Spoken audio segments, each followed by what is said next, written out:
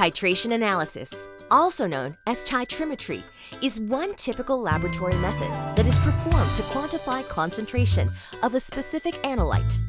A common mistake is to perform it unsafely in an open area, which contributes to operators' exposure to chemicals and fumes.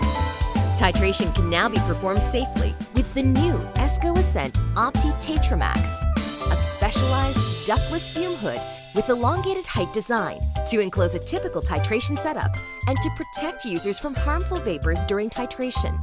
It has a unique design system that carefully directs airflow at the face of the enclosure without turbulence.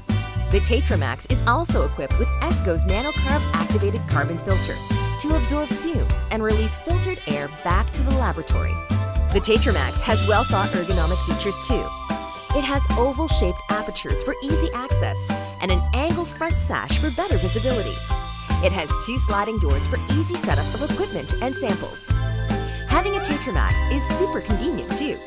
It can be readily installed in the lab without the need for an elaborate and expensive ducting works. Assure your safety with TitraMax. Ask us on how you can make it part of your lab.